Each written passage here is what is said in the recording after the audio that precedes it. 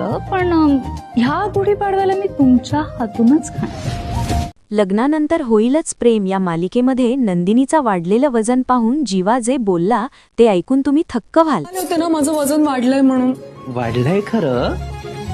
एपिसोडची सुरुवात होते पार्थ आणि काव्याच्या रूममधून. वातावरण अगदी सणासुदीचं आहे. गुढीपाडव्याचा आनंद, घरातला उत्साह आणि नव्या वर्षाची सुरुवात यामुळे सगळीकडे पॉझिटिव्ह वाइब्स आहेत. काव्या खूप सुंदर दिसत असते. पारंपरिक साडी, हलका मेकअप आणि चेहऱ्यावर एक वेगळीच चमक. ती आरशात स्वतःकडे बघत असते आणि त्याचवेळी पार्थ रूममध्ये येतो. इथेच एक खूप गोड आणि रोमॅन्टिक सीन दाखवला आहे. काव्या पार्थला म्हणते, तुम्ही मला गेल्या गुढीपाडव्याला भरवू दिलं नव्हतं, पण या गुढीपाडव्याला मी तुमच्या हातूनच खाणार. हा डायलॉग खूपच भावनिक आणि प्रेमाने भरलेला आहे. यात काव्याचं पार्थवरचं प्रेम आणि तिची छोटीशी इच्छा स्पष्ट दिसते. पार्थ सुरुवातीला थोडा स्मित करतो आणि मग तिची ही इच्छा पूर्ण करतो. तो स्वतःच्या हाताने काव्याला गोड पदार्थ भरवतो. हा सीन खूपच सुंदर, नैसर्गिक आणि रिलेटेबल आहे. प्रेक्षकांना हा सीन खूप आवडणार हे नक्की. या सीनमधून एक गोष्ट स्पष्ट होते. नात्यात मोठ्या गोष्टींपेक्षा छोट्या छोट्या गोष्टी जास्त महत्त्वाच्या असतात. काव्याला काही मोठं नको आहे, फक्त पार्थने प्रेमाने भरवलेला घास हवा आहे आणि पार्थही ते समजून घेतो. ही केमिस्ट्री खूपच नैसर्गिक वाटते. मालिकेचा हा पॉइंट खूप स्ट्रॉंग आहे. यानंतर एपिसोडमध्ये गुढीपाडव्याचा सण मोठ्या उत्साहात साजरा करताना दाखवला आहे. घरात सगळेजण पारंपरिक कपड्यांमध्ये दिसतात. सगळीकडे सजावट, रांगोळी, गुढी उभारणे सगळं खूप छान दाखवलं आहे. हा भाग खूप पॉझिटिव्ह आहे आणि प्रेक्षकांना फील गुड अनुभव देतो. यानंतर कुटुंबातील सीन दाखवले आहेत, जिथे सगळे एकत्र येतात, गप्पा मारतात आणि सण साजरा करतात. इथे काही हलके-फुलके संवाद आहेत जे एपिसोडला हलकं ठेवतात. त्याचबरोबर काही ठिकाणी भावनिक टच देखील आहे. आजच्या एपिसोडमध्ये पार्थ आणि काव्या यांचं नातं अजून मजबूत होताना दिसतं. पार्थ आता काव्याला समजून घेऊ लागला आहे.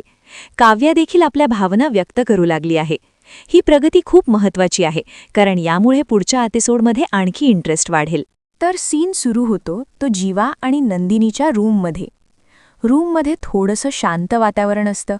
नंदिनी थोडी विचारात पडलेली असते.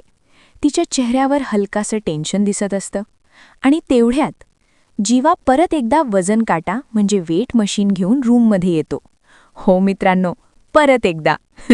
हे पाहून नंदिनी थोडी चकित होते, कारण आधीच तिचं वजन मोजून झालेलं असतं आणि तिला आधीच थोडंसं वाईट वाटलेलं असतं.